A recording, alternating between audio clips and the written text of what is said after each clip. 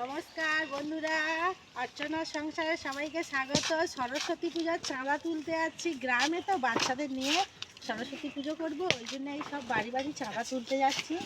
আমি আমার যা খুশাশুড়ি আর ছোটো ছোটো বাচ্চাদেরও নিয়েছি সঙ্গে চাঁদা তুলতে। ও কাকিমা দাও 500 1 টাকা দাও, সরস্বতী পুজোর চাঁদা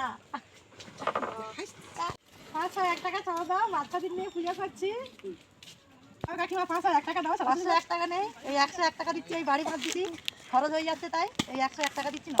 এই 101 টাকা দিলে হয়? ওই ভিক্ষে করতে এসেছি বাচ্চাদের নিয়ে, এটা আনন্দের ভিক্ষা। এখন নেই, কি করবো, ঘর ভাত দিচ্ছি, এই জন্য 101 টাকা দিচ্ছি না। কিলো 5 চাল দিয়েছো, ঠিক আছে দিয়ে আসবো। এই 101 টাকা দিয়েছে, এইটা নিয়ে আবার চলে যাচ্ছি অন্য বাড়ি।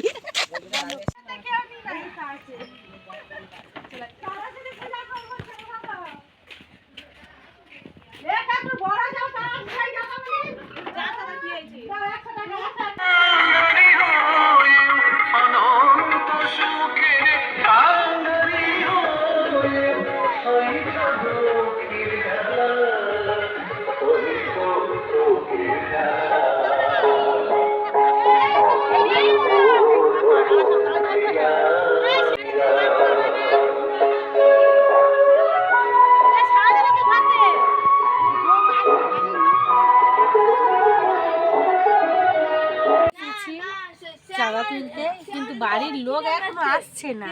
এই বাইরে সানের ঘাটে বসে আছি, কারোর দেখা নেই, দেখি কি দেয়। কই বাড়ির লোক কই? বসে আছি, এসো।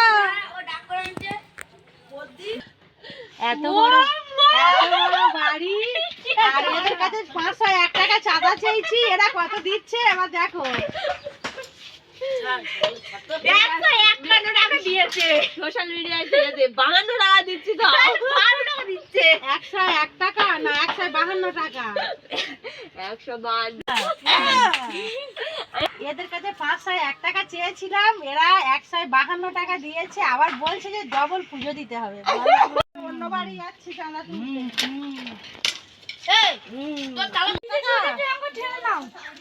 এই আমার ননদ 505 টাকা চাঁদা দিয়েছে আমাদের সরস্বতী পুজোর জন্য।